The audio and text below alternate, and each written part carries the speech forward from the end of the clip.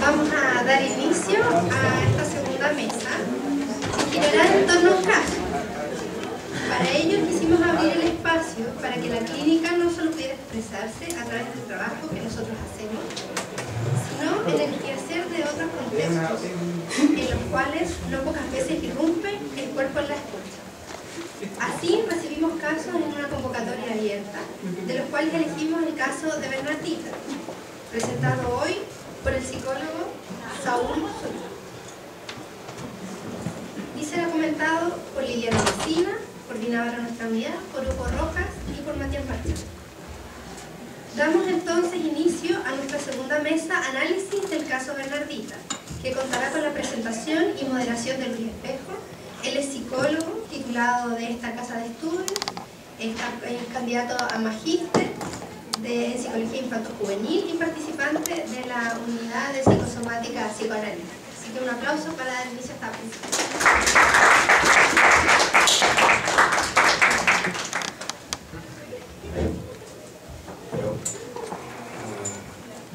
Buenas nuevamente. En el año 1902, Freud decide invitar cierto día miércoles a un grupo de colaboradores después de la cena para discutir ciertos asuntos de psicología y neuropatología. Eso con el correr de los años se logró institucionalizar en la Internacional de Psicoanálisis, sin ningún afán institucionalizador. Nosotros, como equipo, decidimos tratar de revivir y rendir a través de esta mesa un homenaje, juntándonos con ustedes, considerándolo amigos, si me lo permiten, para poner un caso abierto, como decía Javiera, en discusión para poder avanzar en lo que respecta a la psicología clínica de lo llamado psicosomático o patologías somáticas y cuáles son los posibles entrecruzamientos con el psiquismo desde el punto de vista freudiano y de algunos freudianos. Entonces, para partir, el caso va a ser presentado por quien lo atendió.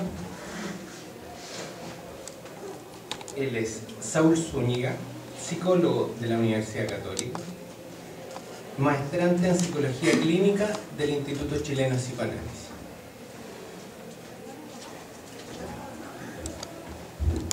Hola, ¿qué tal? Primero que nada, muchas gracias por la asistencia. Yo vengo acá más bien convocado a lo que dicen, a presentar el caso, y a propósito de eso he tratado de ser bien descriptivo para dejarle más el análisis a la mesa. Parto con una pequeña introducción. Este es un caso que yo vi ya hace varios años en el contexto de consultorio universitario, y uno de los, con una problemática psicosomática que a mí me llamó harto la atención. A propósito de eso también, como anticipándome, como decía, un caso que vi hace mucho tiempo, y también yo creo que deja entrever cierta inexpertise en el trabajo, y espero que eso me lo disculpen de antemano. Sin más, empiezo.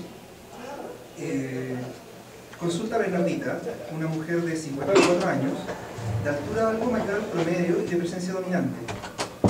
Llama la atención los accesorios que ocupa, como grandes aros y llamativos collares. Su vestimenta parece más similar a lo que se esperaría de una mujer algo más joven. Sin embargo, no se ve particularmente inadecuada. También es llamativo que de entrada comienza tuteando, eliminando la distancia profesional como efecto de esto. Además, despliega su discurso dando la sensación de que no necesitase un interlocutor que la escuche para que ella comience a hablar. Y esta es una sensación que se mantiene constante durante todo el tratamiento. Bernardita es actualmente dueña de casa y trabajó durante años como secretaria ejecutiva bilingüe en una empresa. Es separada hace unos 20 años y participa cotidianamente de un grupo de artes escénicas con quienes comparte una vida social muy activa. Vive actualmente de la mantención económica de su exmarido, con quien lleva una relación cercana pero conflictiva. Afirma que siempre tiene que estar pidiéndole dinero y que sus 2 hijos son los que se relacionan más con él. Le molesta que, en palabras de ella, tengan que ser ellos quienes tengan que ir a hablar con él de plata. Ambos hijos, Gonzalo de 25 años, estudiante de Ingeniería Civil en Computación, y Elisa de 21 años, estudiante de Tecnología Médica, viven con ella. Los califica de personas muy inteligentes y dependientes de ella. En este punto refiere en particular a Gonzalo, pues deja entrever en su hablar que está algo decepcionada de él, pues no ha terminado de estudiar aún, y su ánimo depresivo, así como otras dificultades sociales, interrumpen sus estudios y dificulta la vida familiar cotidiana. A pesar de ser dependientes de ella, se queja de que no se preocupan por ella, de que la dan por sentado y de que no la entienden. Dice que le molesta el hecho de que es ella la que tiene que estar para ellos y no ellos para ella. Sus relaciones actuales se reducen a la interacción cotidiana con su madre y con sus hijos. Y a algunas relaciones sociales conflictivas en las que opera con el criterio del todo o nada.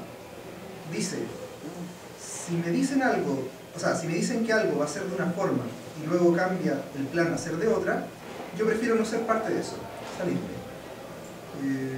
Un ejemplo muy cortito, particular, por ejemplo, ella tiene que ir a buscar a unos amigos para ir a un evento y en el fondo uno de los amigos dice que no puede a tal hora o si la puede empezar a buscar más tarde, ella en el fondo cancela el viaje y ninguno de los amigos va a ir. A eso me refiero con la lógica del todo o nada. Ha tenido un par de relaciones amorosas después de separarse y califica como decepcionantes. Describe una posible implicación romántica con un compañero de grupo, de este grupo de arte escénica, pero la descarta por falta de interés de parte de ella. No hace referencia a, ni tampoco aparece con una preocupación a la hora de preguntarle el tema de su vida sexual. Es muy escueta a la hora de hablar de la historia familiar. Bernardita es la tercera de 4 hermanos, 3 mujeres y un hombre, a quienes describe de manera llamativamente somera, en un tono algo despectivo y descalificador. Por ejemplo, de que han fracasado en sus carreras, de que están donde están por pitutos, de que son malos con ella. Es bien descalificadora y bien cruda en esa descalificación. Afirma que no se han hecho cargo de nada excepto de sus propias vidas, y que, por ejemplo, en lo que respecta a la agonía de su padre, y el deterioro cognitivo de la madre, ha sido ella quien ha, comillas, llevado la rienda. En principio, hace poca referencia a su infancia, no le toma peso alguno ni atribuye una relación causal a su pasado respecto de su padecer actual. De hecho, tampoco es capaz de transmitir una representación clara de cómo los hechos cotidianos la afectan, más allá de que sus síntomas se acentúan cuando pasa por momentos o periodos de estrés. Y acá voy al tema del síntoma. Se presenta con un diagnóstico investigado extensamente y presentado por parte de ella como síndrome de la lengua o de la boca ardorosa.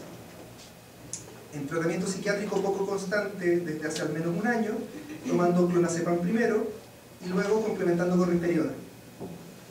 El diagnóstico es planteado por varios médicos que la han visto, entre otros diagnósticos que también son descartados, y es confirmado por el psiquiatra tratante actual, o sea, actual del momento.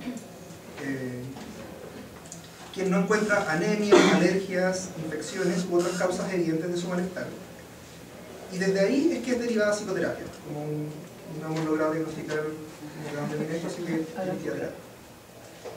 Ella está de acuerdo con el diagnóstico y relata cómo ella ha ido de médico en médico y de examen en examen, y de alguna manera deja entrever algo de orgullo de presentarse así como un caso complejo y único.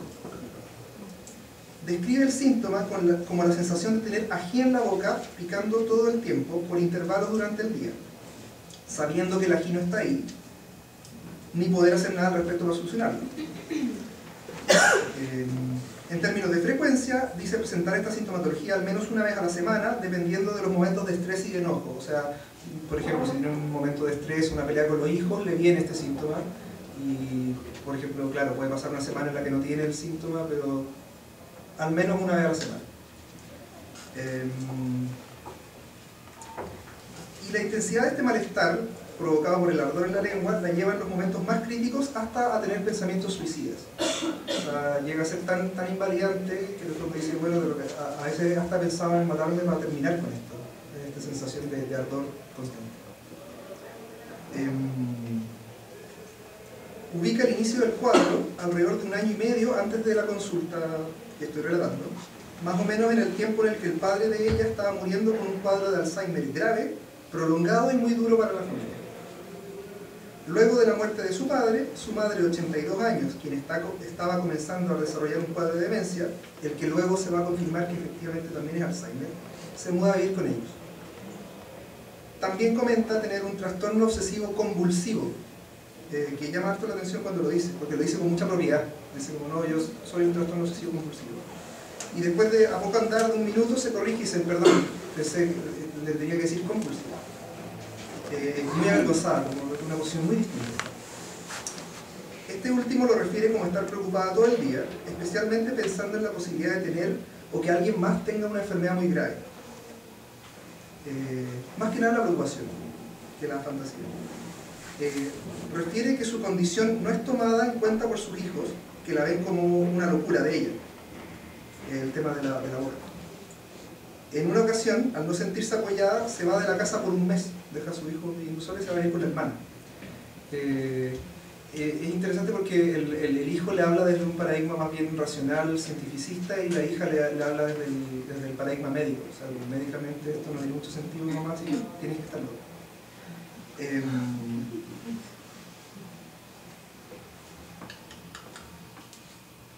Okay. Aparte de deshacerse del ardor en la lengua, o sea en la boca, así como síntomas gástricos varios que también tiene, plantea como objetivo el tratamiento, en palabras de ella, aprender a llevar las preocupaciones y poder vivir una vida light, a propósito de la presentación anterior.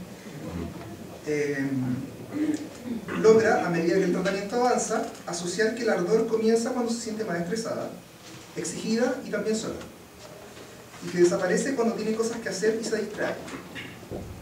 Una de las primeras fantasías que se permite confesar en el tratamiento es la de estar sola contra el mundo, de tener una rabia inmensa y un cansancio acumulado por años, y que también cree poder dañar a otros si llegase a expresar lo que siente.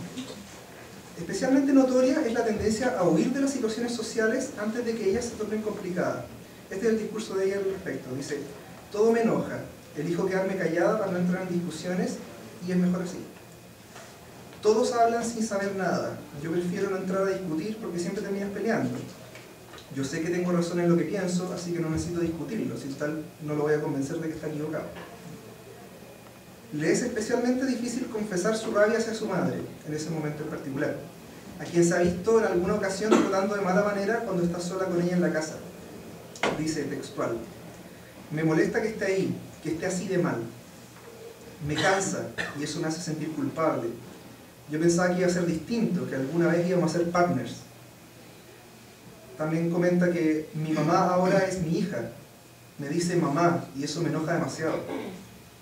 Y también a propósito de eso ella aclara, dice, bueno, yo sé que ella lo hace de broma, lo hace como broma al decirme mamá. Y yo le digo, esto lo dice muy implicado, con mucha rabia, dice, soy tu hija, mamá. Y reporta que la mamá le entiende lo que está diciendo, pero que lo olvida, por esto también del Alzheimer. Y claro, en la medida en que la madre está al cuidado de ella, la madre siempre hace esta broma, que a ella le cae muy mal. La descompone bastante. Eventualmente la rabia aparece como factor común a todas sus relaciones significativas, y también el resentimiento. Mientras más avanza en el hablar de sí, más le cuesta encontrar palabras y comienza a bloquearse. Se queda en blanco durante las sesiones y comienza a manifestar que quizás debiera pensar menos, cuestionarse menos, y sobre eso también confiesa muy desafectadamente haber estado pensando en la muerte. A pesar de esto, ella sigue asistiendo con bastante interés y comienza a utilizar la sesión para quejarse de otros, como por ejemplo de sus hermanos que la dejan sola respecto a los cuidados de la madre, su exmarido, a quien califica de mamón y ausente, aun cuando no estaban casados, o sea, aun cuando estaban pololeando, él era mamón, era como que se ausentaba un montón respecto a la madre. O también se queja de sus hijos, quienes no piensan en ella cuando se exponen a situaciones que ella califica de riesgosas. Como en los ejemplos de situaciones riesgosas serían ir a un concierto, planear un viaje a la playa. Eso para ella es muy riesgoso y que sus hijos no consideran sus preocupaciones a la hora de hacer esos planes. Un material llamativo que comienza a emerger guarda relación con situaciones de su historia y de su cotidianidad, que califica de, entre comillas, mala suerte, como reiterados accidentes de tránsito, de hecho en una ocasión la atropellan, electrocución con electrodomésticos y torceduras o fracturas en brazos y piernas. Ella califica que en el fondo es una persona con mala suerte, que le pasan estos accidentes y tampoco hace como una interpretación que tenga que ver con ella. Perfecto. Le ronda constantemente una sensación de estancamiento, tanto en la vida cotidiana como en el tratamiento, de, en palabras de ella, no poder aprovechar más, de no poder disfrutar las cosas, como de que, de nuevo en palabras de ellas, algo falta, que ella debería estar mejor. A propósito de esto, concluye en algún momento que ella le tiene mucho miedo a la frustración, y que mucho de lo que no hace, o sea, de lo que hace, como lo que deja de hacer, es esperando lograr evitar o dilatar en el tiempo la frustración. Dice textual: no es algo que me guste o hasta pueda hacer, esto de arriesgarme a perder. Si algo me complica, lo evito.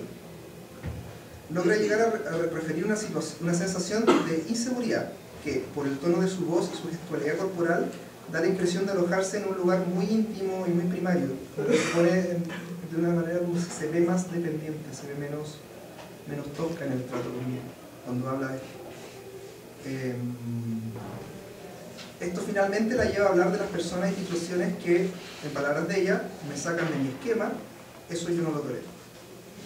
También comienza a darse cuenta que no le acomoda depender de otros, lo evita constantemente, y que sin embargo, comillas, me gusta que mis hijos dependan de mí, que me llamen, que me busquen. En este tiempo del tratamiento, aparece más resistencia concreta a hablar, y también un desprecio por mi función y lugar como terapeuta, también un poco por mi persona también, llegando a decir cosas como, textual: yo vengo porque me acomoda, porque si el consultorio estuviera unas 2 cuadras más allá, yo no vendría. Por primera vez comienza a aparecer en ella una pregunta respecto a su condición que le implica a ella, y a la vez aparece la figura del padre como amenazante. Lo refiere como un hombre autoritario, especialmente hacia las hijas mujeres. Militar de profesión, a quien llamaban en la casa mi general. Esa misma sesión, y respecto a la autoridad y su relación con otros, enuncia de la siguiente manera: ponen en mi boca palabras que no he dicho. Ese silencio a mí me pareció súper importante, por eso lo digo así. Y al intentar trabajar con ella ese silencio, esa enunciación en particular, ella lo desecha como una expresión como cualquier otra y vuelve a quejarse de la dependencia de su hijo. O sea, como que dice, bueno, en verdad eso es algo que todo el mundo dice. Al finalizar esa misma sesión, relata un sueño. Sueña con discusiones con su madre y con su hermana. Sueña que le dan la espalda y la dejan sola. Más adelante comienza a traer el miedo a perder la memoria. Ese sueño, a la hora también de intentar meterlo dentro de la sesión como material, como para trabajarlo, ella cierra. Dice, no, en verdad es un sueño, y eso nomás, no tiene muchas más asociaciones al respecto, no le atribuye ningún tipo de significado, y como es al final de la sesión, en el fondo ahí queda ese material. Más adelante comienza a traer el miedo a perder la memoria, y que ha dejado de tomar algunos de sus medicamentos porque ha leído que puede ser un efecto secundario a la pérdida de la memoria. A propósito del Alzheimer, y este miedo a la pérdida de la memoria, retoma la figura del padre y comenta que era obsesivo, que engañó a mi mamá, que había mucho estrés en la casa porque su relación era muy mala, y termina como enmendando un poco este discurso: pero si tenía algo que pagar, lo pagó con creces, refiriéndose a la demencia y a lo difícil que fue su agonía. Ella se toma para decir todo esto de recuerdos de imágenes de su niñez, de haber visto a sus padres pelear e increparse en la casa, de haber visto a la autoridad del padre sostenida en su calidad de hombre y sostenedor de la familia, someter la voluntad de su madre, de sus hermanos y la de ella.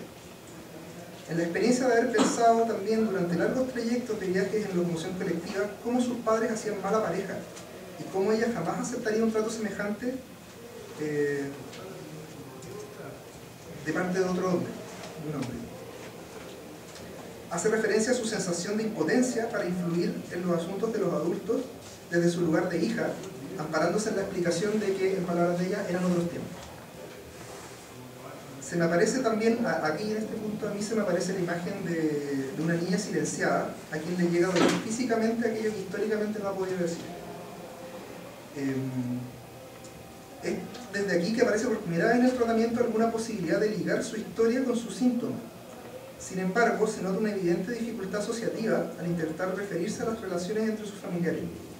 Los hermanos empiezan a parecerse como competidores frente a la escasez de emocionalidad y afecto, pero por sobre todo logra fijarse en la imagen de una madre débil, poco contenedora, sometida, con la cual se puede rivalizar y ganar en esta rivalidad. Así como la de un padre amado, pero también duro y lejano, con una autoridad inexpugnable y hasta violenta. Tanto la madre en cuanto potencial partner, como ella la ubica en su fantasía de futuro, frustrada, como el padre en cuanto representante de una instancia más trascendente, son afectados brutalmente por el deterioro del cuerpo, de las capacidades mentales, y ello deja una marca de profunda frustración y duelo en Bernadetta. Una vez abierto estos temas con ella, y alrededor de cumplir 3 meses en tratamiento, comienza a anunciar logros, cambios y da la sensación de que pretende abandonar la terapia. Dice: he aprendido a tomar decisiones, a hacerme cargo y manejar situaciones que me complican, ya no tengo que hacer todo sola, y que he descubierto que soy buena para el dolor. Lo que tendría para ella como contraparte, a su vez, que sería mala para los duelos. En esa misma línea, siguiendo de este material, plantea que sus hijos le han pedido un informe psicológico para saber, en palabras de ella, en qué va la cosa, y si ella está bien o si en algún momento se va a mejorar. Al trabajar con ella esta petición, llega a la conclusión de que sus hijos no la dejan tener su privacidad, que eso la enoja, pero que ella también tiene deseos de, textualmente, saber su perfil psicológico y concretizar en qué cosas puedo hacer ahora. Una de las dudas más importantes que trae también asociada es la pregunta respecto de ¿por qué la lengua y no otra cosa? Asociada a esto del informe psicológico, como ella tiene la fantasía de que en el informe psicológico va a aparecer algo de por qué a ella le duele la lengua y no otra cosa. Al retomar temas anteriores relacionados con sus síntomas, o sea, como al tratar de seguir trabajando esto, ella tiende a cerrarse y empieza a cambiar el tema de anécdotas cotidianas, como cosas que le pasan en la vida cotidiana, peleas con, no sé, conocido, un amigo, ¿verdad? Porque cuando peleé con esta persona en el almacén me empezó a dar la lengua. Y finalmente termina decidiendo que no necesita un informe, que le va a decir a sus hijos lo que cree que sabe de sí misma, pero que tiene miedo de que no la vayan a entender y que la vuelvan a tildar de loca. Y es en ese punto en el que Bernardita deja de acudir al